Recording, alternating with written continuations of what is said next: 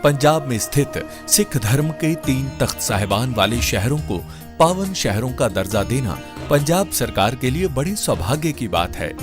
ये शहर है श्री अमृतसर साहिब, श्री आनंदपुर साहिब और तलवंडी साबो। ਇਹ ਤਿੰਨੋਂ ਤਖਤਾਂ ਦੇ ਸ਼ਹਿਰਾਂ ਨੂੰ ਪੰਜਾਬ ਦੇ ਅਧਿਕਾਰਤ ਪਵਿੱਤਰ ਸ਼ਹਿਰ ਵਜੋਂ ਐਲਾਨ ਕਰਨ ਦਾ ਫੈਸਲਾ ਕੀਤਾ।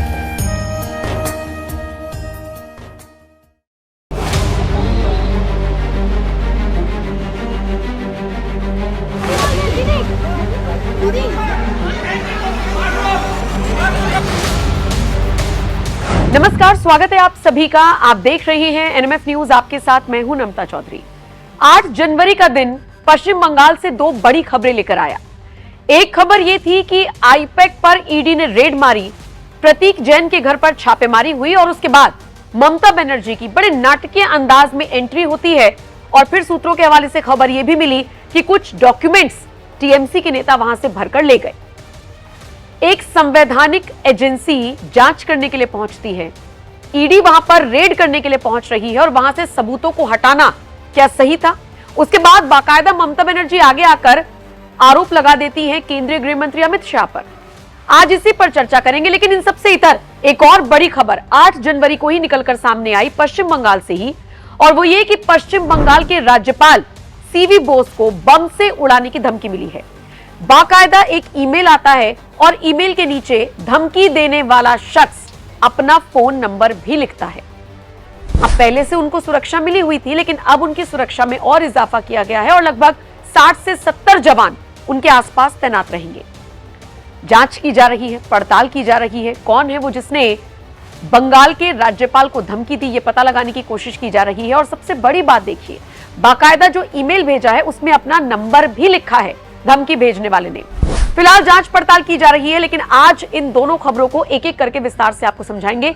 सबसे पहले बात करते हैं बीती रात आई खबर की, जिसमें आपको बताऊंगी विस्तार से पश्चिम बंगाल के राज्यपाल को किस तरीके से धमकी मिली है।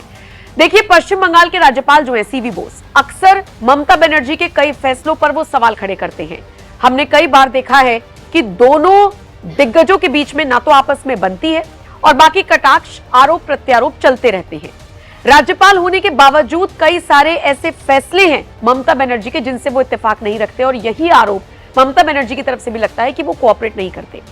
इन सबसे इतर अब जब बंगाल में विधानसभा चुनाव होने हैं, तो उससे पहले अगर इस तरह की खबरें आएंगी कि राज्यपाल को बम से उड़ाने की धमकी मिल रही है, तो चुनाव आयोग के जो हेड हैं उनको काम नहीं करने दिया जा रहा है, उनकी सिक्योरिटी को सरकार बढ़ा रही है, तो निश्चित तौर पर ममता बनर्जी टीएमसी पर सवाल उठने लाजमी है।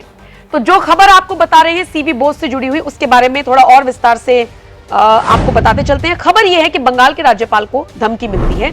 8 जनवरी को एक ईमेल आता है, बम से उड़ाने की बात कही जाती है। धमकी देने वाला व्यक्ति ईमेल में अपना मोबाइल नंबर भी लिखता है। राज्यपाल के पास पहले से Z+ श्रेणी की सुरक्षा है। ऐसे में कोलकाता पुलिस और सीआरपीएफ ने सुरक्षा को कड़ा कर दिया है। अब उनकी सुरक्षा में लगभग 60-70 जवान तैनात किए गए हैं। जो डीजीपी हैं वो मुख्यमंत्री ममता बनर्जी और गृह मंत्रालय को पूरी जानकारी दे चुके हैं। सुरक्षा एजेंसियों ने आरोपी की तलाश तेज कर दी है, लेकिन इसके बावजूद राज्यपाल ने साहस दिखाते हुए कहा है कि उन्हें बंगाल की जनता पर पूरा भरोसा है, उन्हें कुछ नहीं होगा, और बिना किसी सुरक्षा गार्ड के कोलकाता की सड़कों पर पैदल निकलने की उन्होंने इच्छा जाहिर की है। अब दूसरी बड़ी खबर बंगाल से जो निकलकर सामने आई वो ये, जब प्रतीक जैन के घर पर छापेमारी हुई। बहुत ड्रामा हुआ 8 जनवरी को। आप सोचिए, ममता बनर्जी पहुंचती हैं, कुछ अधिकारी पहुंचते हैं, एक हरी सी फाइल लेकर पहुंच जाते। कल से आप वो ड्रामा देख रहे होंगे।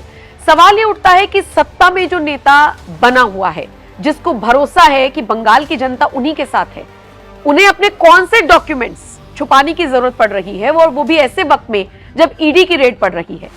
अच्छा, आरोप लगा रही ममता बनर्जी की जी टीएमसी की लिस्ट चुराई जा रही है, तो डेटा चुराया जा रहा है।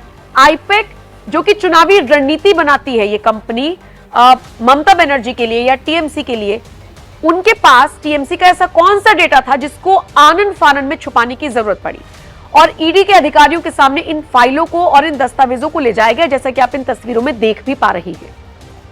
ये घबराहट, ये बेचैनी और लगातार अमित शाह पर सवाल खड़े करना ममता बनर्जी को भी सवालों के घेरे में डाल रहा है।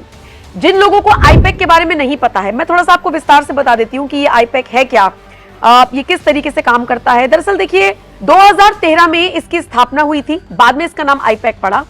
इसका काम है चुनावी रणनीति, डेटा एनालिसिस और कैंपेन को मैनेज करना। इससे सिर्फ टीएमसी नहीं जुड़ी है बल्कि और भी कई पार्टियों को मैनेज करता है, जैसे कि वाईएसआर आंध्र प्रदेश वाली, टीएमसी पश्चिम बंगाल, डीएमके तमिलनाडु और आप दिल्ली।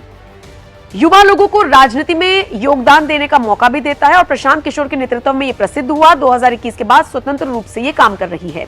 प्रतीक जैन कौन है, जिनके आवास पर यह छापा पड़ा है? वो आईपैक के को-फाउंडर हैं, डायरेक्टर हैं। आईआईटी बॉम्बे के वो पूर्व छात्र रहे हैं। ऋषिराज सिंह और विनेश चंदेल के साथ मुख्य डायरेक्टर हैं। फोकस एरिया इनका रहता है चुनावी planning, data analysis, governance, outreach. और खास योगदान ये है कि पश्चिम बंगाल में टीएमसी आईटी सेल के हेड पार्टी की चुनावी रणनीतियों में ये अहम भूमिका निभाते हैं। कौन? प्रतीक जैन। लेकिन आरोप इनके ऊपर ये है कि कई तरह के घोटाले भी इन्होंने किए हैं। ईडी ने जो रेड मारी है वो फर्जी सरकारी नौकरी घोटाले में, कोयला घोटाले से जुड़े तार और संगठित गिरोह जो देश भर में ठगी कर रहा था, इसको लेकर ईडी की छापेमारी थी। लेकिन अचानक से हड़कंप उस वक्त मच गया जब ममता बनर्जी पहुंचती हैं, अधिकारी पहुंचते हैं और फाइल लेकर वहां से चल देते हैं। सवाल ये उठता है कि आखिर छापा आईपैक पर था, लेकिन ममता बनर्जी ढाल बनकर खड़ी क्यों हो गई? टीएमसी के ऐसे कौन से दस्तावेज थे? और आइए सुन भी लीजिए ममता बनर्जी इस पूरे प्रकरण के बाद क्या कुछ कह रही हैं। चुनाव का स्ट्रैटेजी पूरा छीन के लिया। एक टाइम है, अगर आप हमारे साथ लड़ने नहीं सकते हैं तो अब क्यों हम बंगाल में आते हैं? आप हिम्मत से काम लो, आप लोकतंत्र पुलिस प्रोसेस में जीतो। आप एजेंसी लगा के हमारा पेपर लूट करते हैं, करते लूट, बोलते झूठ। हमारा पेपर लूट करते हैं, हमारा स्ट्रैटेजी लूट करते हैं, हमारा डेटा लूट करते हैं, हमारा वोटर लूट करते हैं, हमारा बंगाल को लूट करते हैं, हमारा भाषा को लूट करते हैं। क्या है आप लोगों के लिए भविष्य? इससे और भी खराब होगा। जितना भी सीट आपको मिलना चाहिए था, इससे तो अब जीरो में आ जाएगा। I am sorry mister Amit Shah and mister prime minister, please control your home minister. तो बंगाल में बीते दिन दो बड़ी खबरें आती हैं। एक, राज्यपाल को मिलती है बम से उड़ाने की धमकी, जिसके बाद उनकी सुरक्षा को बढ़ाया जाता है। और दूसरा, आईपैक पर छापेमारी होती है, ढाल बनकर ममता बनर्जी खड़ी होती है, डॉक्यूमेंटेशन वाली जो फाइल है वो वहां से लेकर निकल जाती है, आरोप लगाती है बीजेपी के ऊपर कि वो हमारी लिस्ट चुराने का काम कर रही है। क्या फायदा होगा लिस्ट चुराकर बीजेपी को, वो ममता बनर्जी अच्छे से जानती है। अब ये खबर आपके हवाले, जो रिएक्शंस आ रही हैं, जो पॉलिटिकल प्रतिक्रियाएं आ रही हैं, वो हम सब आपको बता ही रही हैं।